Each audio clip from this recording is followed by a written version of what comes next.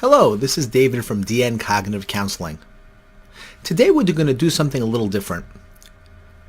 One of the people who have subscribed to the site has asked me to review a video that seems to be from about 7 years ago. The name of the video they had was under our parental alienation, and they put it as Parental Alienation Manifesto at 11 months. In the video, as you'll see, he is having a lunch or brunch with a I'm not sure if it's an ex-wife or a girlfriend, but they had a child together, and the child is 11 months old. And the attempt in the video, as it's put, is attempt to co-parent, and then he puts down with / or BBD, which is borderline personality disorder, / NPD, which is narcissistic personality disorder, and then it says abducted at age 8. Now, sadly, that it sounds like the woman that had this child with him took off and left with the child, which is absolutely horrific. I actually have been involved in cases where that has actually happened, and it's absolutely horrible. The police, FBI, they all get involved in those types of situations. Amber Alerts, I'm sure you've heard of them.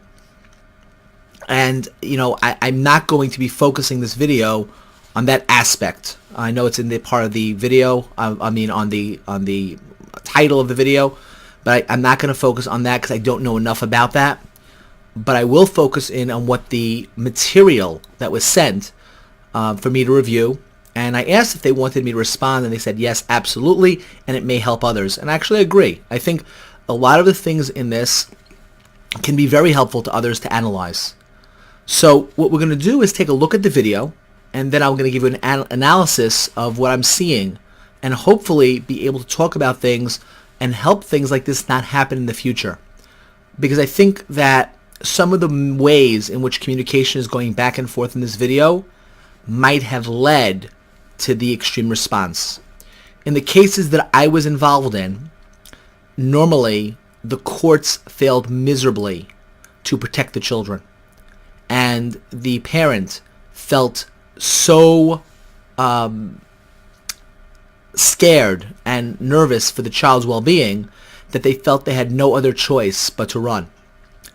And sadly, it does not normally work out well. Normally they get caught, and that's why I say the best system is stay in the system. Don't try to run out the system. You try to work within the context of the system and try to make it work for you. Because as soon as you try to go outside the system has a lot of ways of punishing people severely. So with that in mind, let's look at the first clip.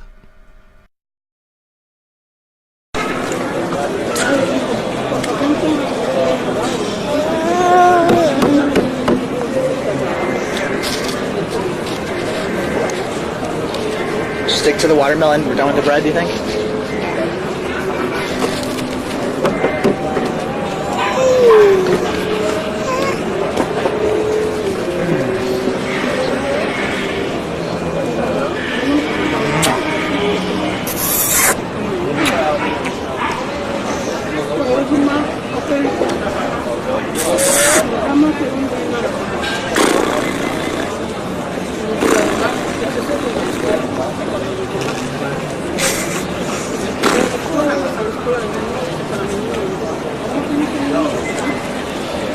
That's a fun little game.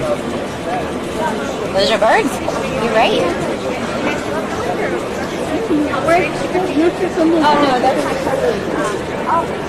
So are you ever going to jump into the conversation, or are you just going to ignore it?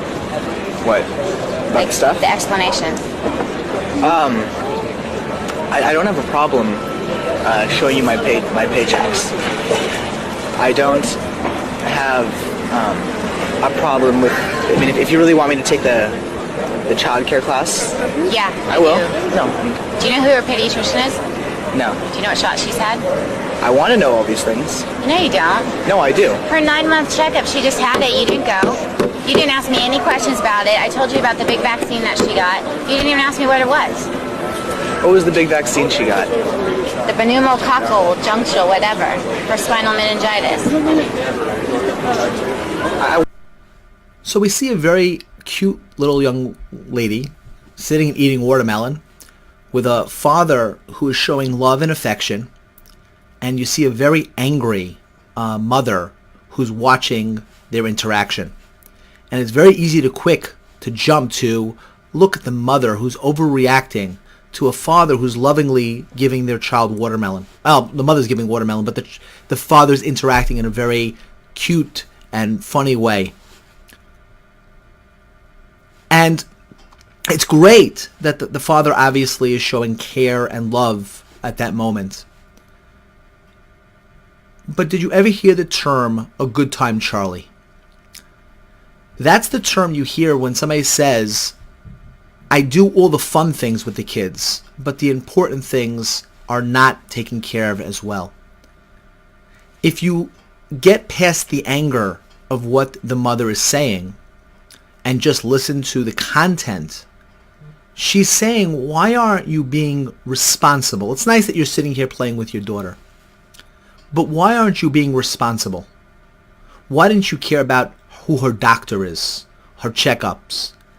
Now, I must say, the father gives a very good response saying, well, I want to be, okay, which is great. But the issue is that there is a idea and premise that that's not been going on. That somehow this mother is feeling there's a lack of concern and care for the child's well-being, and you're just trying to have fun with my child right now. And that's part of the reason why there is that element of anger. So, in a situation outside of this, when you hear those types of things, listen to what is being said and try to address the issue. So some of the things would be like, well, you know something, you're absolutely right, I don't know those types of things, and obviously it's lacking on my part, and it's something I need to correct immediately and work towards correcting that. That helps to lower the emotional turmoil that takes place. Now, that was done well here in terms of saying, yeah, I should know that. Yeah, I want to know the doctor. Now, if you'll notice, it was very funny. She didn't actually know the exact name of the shot that the daughter got, but it was irrelevant. It was sort of like, well, why didn't you care enough? I want you to care about our daughter like I care about our daughter. That's what the message was. And what happened is, instead of that being the issue, the emotional part of I feel like I'm being attacked was what you were hearing in terms of the defensiveness, slightly, in terms of the tonality. And it's very important to say there shouldn't be any defensiveness when it comes to the welfare or taking care of a child you both love. You both created this child. They both should be love given. So when you're being told you're not doing something, you want to open up and take a look at that and try to lower the defense to be able to hear. And again, that was partially done very well in terms of saying, okay, I do want to know, but I'm only wanting to know after you told me, which then sometimes causes that. So you want to start to think about other questions that might have been things that you might not know, that you might also want to know, to show that you're actually concerned. That's what's important, is to show the other partner that you're part of the solution, not part of the problem. What is like your problem with asking questions in a meeting that you have absolutely no clue? You know, it feels like when I ask you questions, typically, you're so angry to answer, whether it be about her That's teeth. because I'm angry at you. It has nothing to do with the questions, Mark. It has to do with my anger towards you. And until you can face that, until you can like accept it, then there's nothing for us to discuss. What do you mean? You can't have a conversation with me ever. I try. You have never tried. You've never once even like said, you know what, maybe we should talk about this. Maybe we should discuss this.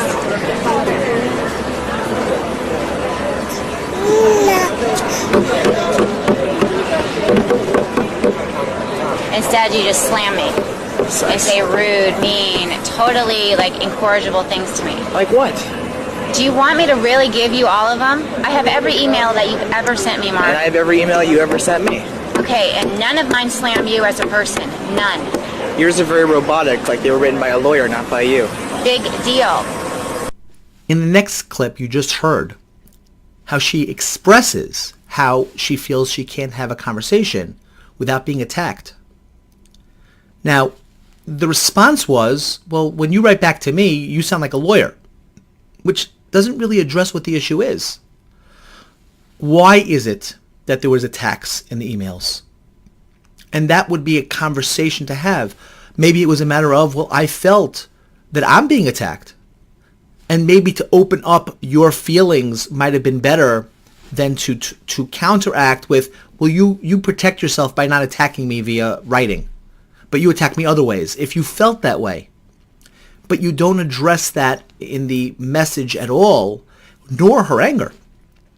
She's telling you that in this message, I have a desire to co-parent with you. That's what she's saying at this point.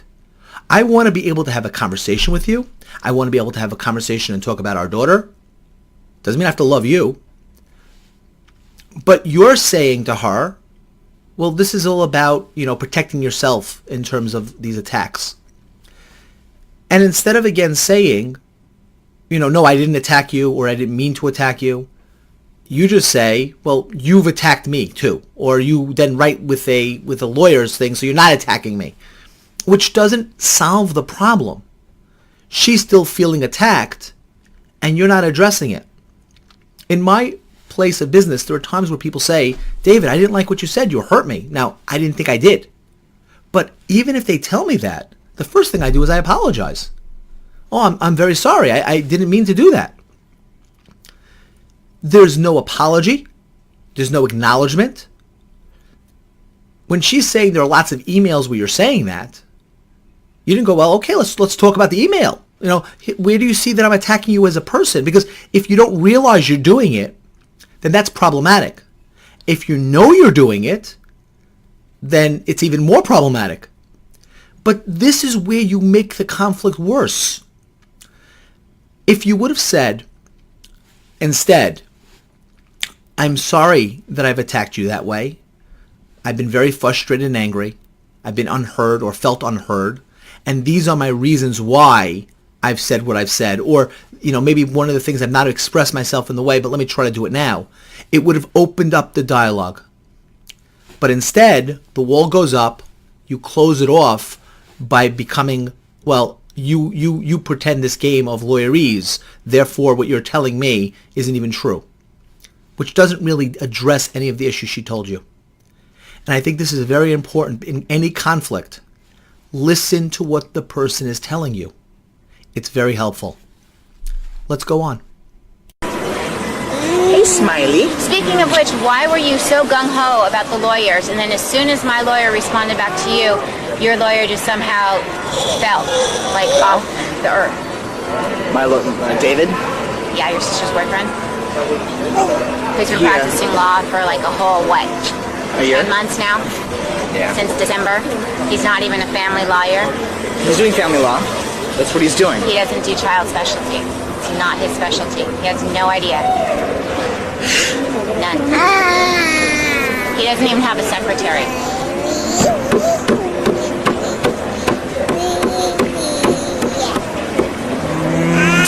So why did he just drop the ball?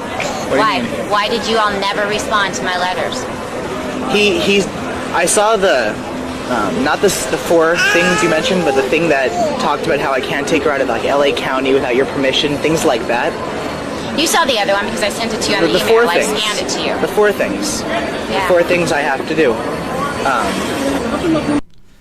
In that next clip, she asks you what happened with the attorneys. What's going on?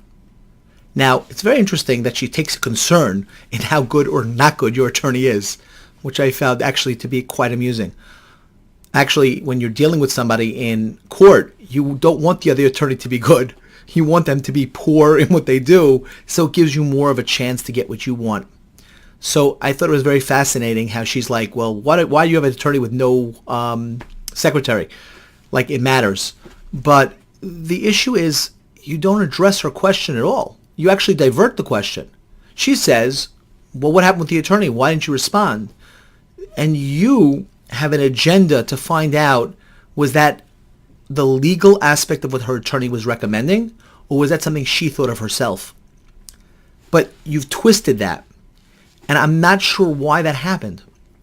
Why not just say, I very much appreciate that you're looking out for my attorneys, but the reason why we didn't respond was X, Y, or Z, or, something that's not for us to discuss now. I actually did forget to mention, and I do apologize that I was supposed to say this when I first started, that I'm actually not happy that this conversation happened in front of the child. What should have happened was, and I actually put this in my mindset, and I didn't put it down, and I forgot about it until I was watching it again, that what you wanted to say is, listen, I don't want to have this conversation now in front of our daughter, but I'd be very happy to have this conversation privately away, because this is not really the appropriate time for this. Because even though she's young and doesn't understand much, the emotion between the two of you gets picked up on by children. So it's not something you want to do in front. Afterwards, not a problem. By yourselves, have that conversation, would have been fine. So I'm answering this in terms of whether or not you two are having that private conversation and not doing this in front of your child. Because I would have said to you this should not have been there.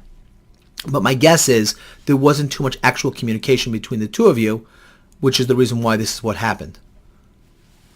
But getting back to the actual clip, the aspect that you wanted to focus in on was not your attorney or why the attorney didn't happen, but to either set a limit with her, which I'm not, you maybe had some strategy that was going on and the reason why you didn't respond, in which case was none of her business.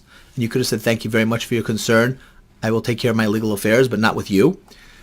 But what you were interested in is finding out where her motivation was coming from and the limitations she was setting, which tells you something that you wanted to know where that was coming from. But it diverts. And when you divert that way, it breeds more distrust in a relationship. Let's go on. Whose idea was that? Was that yours or your attorney's? Mine. All of them are mine. What's wrong with them? The money one, I don't have a problem with. The having my house childproof, that's important. I want to do that. Either with your help or I'll take the class and find out everything. It's okay, she'll never go to your house anyways. Why? Because. You think I'm going to let her go to your little bachelor pad where you have some little hottie shacked up with you? I don't have, what do you mean? My housemate? My Whatever roommate? she is? I don't have a Do you really think that's a good, thing for her? Going to my place sometimes? Yes, why not? I have a housemate living in the dining room. We've turned it into a bedroom. Also, just so you, hair follicle drug testing. Okay.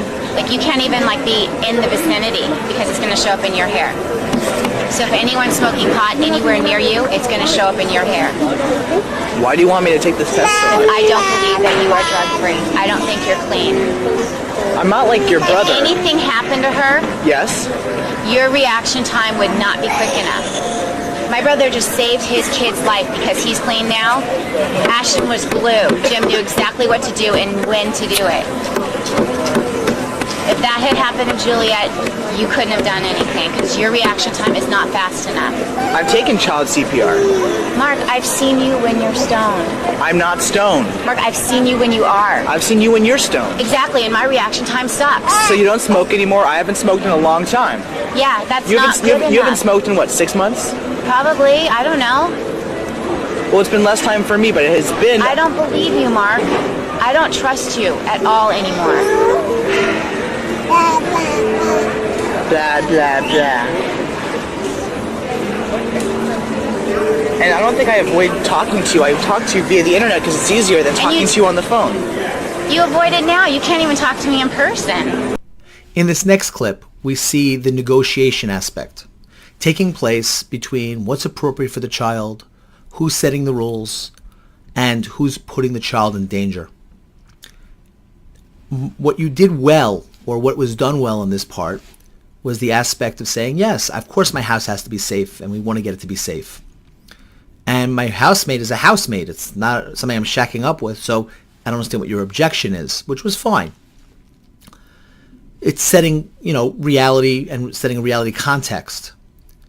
What was done poorly was when she said, she's never coming to your house, and you got involved in that. because the reality is she wouldn't have had the power one way or the other. It's your behaviors and your ability to show that you're in a safe environment that allows the courts to make the determination whether the child will be seen or not. Whether it's supervised visits, unsupervised visits, it's never the parent that makes that decision. There has to be shown cause. And if she can show that there was cause why the child shouldn't be there. Now, it would be inappropriate to bring many people in and out of that child's life via like girlfriends or boyfriends on her part. And if they're going in and out that way, could be damaging to a child emotionally. So both parents should be concerned about each other when it comes to that. But in terms of the conversation again, it goes down to an issue where she says, I can't trust you. Which the perfect response to that would be, what would I need to do to earn back your trust? You see, when you build bridges, it creates one where you feel that you're going in the right direction with each other. When you are being adversarial, it creates a situation where you're going to have a situation where it sounds like we really broke down, and it's damaging for everybody. You suffer, she suffers, and worst of all, your child suffers. Let's go ahead. I'm talking to you right now. Because I brought it up. Well, I thought we would wait till like the last possible segment so I can have fun time with Juliet. Okay, so the last possible section, we're supposed to have like this majorly intense conversation in that Okay, regards fine. to You're Juliet's right. Let's entire talk about it future. now. Let's talk about it now. I just wanted to play and hang out with her. And I Fine. understand that. Do you? Yeah, I do, because she's my kid. Yeah. I'm with her 24 hours a day, 7 days a week. I want my house to be clean enough, like junk and like dirt and all that stuff and wires and everything, where she's safe to crawl around. And right now I have Do you got a lot of understand wires. she's not going to go to your house until you do those things? That's what you keep on telling me, yeah. Then sue me, Mark. I don't want to sue Take you. me to court. I don't. On her, for her, that's the last thing I would want to do. You can't do it, Mark. Your lawyer dropped the fucking ball. What you just saw there is what you never want to do in any conflict or conversation. You see two people talking past each other, not to each other, contradicting themselves in their own statements one after the other, because the emotions are so high that you can't see straight. Mark says, she's not going to come to my house when it's not safe. To which she says, you're not going to the house when it's not safe. Which Mark just said, didn't I just say that? Right? I just said I'm agreeing. I don't want her in the house when it's not safe either. I wouldn't want our daughter in trouble. When she said it's my daughter, Mark just said, actually, it's our daughter. You know, we're in this together, being this is our daughter. And again, this is the aspect of building bridges, even with somebody who you feel is very difficult to get along with. The other thing that was talked about that was very apparent, where there was a lot of contradiction, was about, you know, the rules, who's making them, and then the grandstanding about, well, you're spoiled. No, you're spoiled. I mean, we get into 2-year-old name calling, while the 1-year-old almost is sitting there. And the aspect is, nobody wants to look at the priorities that are being done and being looked at here. And when you're dealing with somebody and talking over them that way, that's never going to lead to a good result. It's never going to lead to a good co-parenting situation. Drug abuse and the fact that both of you were involved, also not going to be good. And I'm glad to hear at that point both of you were clean for periods of time. But I don't think anybody thinks that being on any substance with children is ever good for the child. And when you're fighting that type of mentality, it's more about saying, I realize that and I don't ever want to be on that as well. The one thing I will say is incorrect. You being around a substance or somebody else smoking it does not make it come a positive in a hair follicle test. That, you know, she's being hyperbolic, and she's pushing an idea that she's trying to frighten you and scare you. And again, why do that?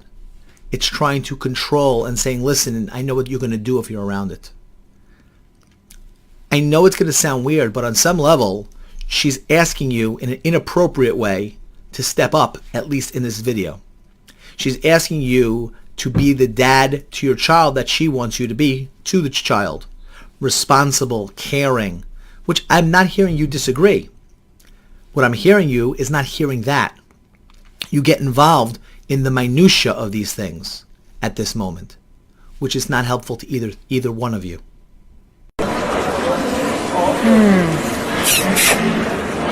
Hey, little girl.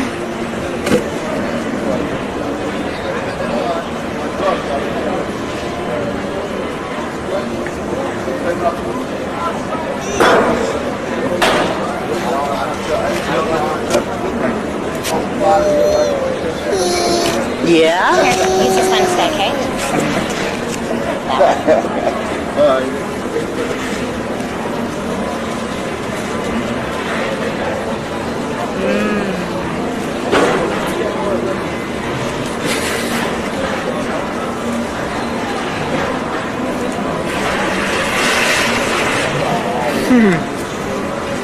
I don't like people touching my face either, but you're allowed to.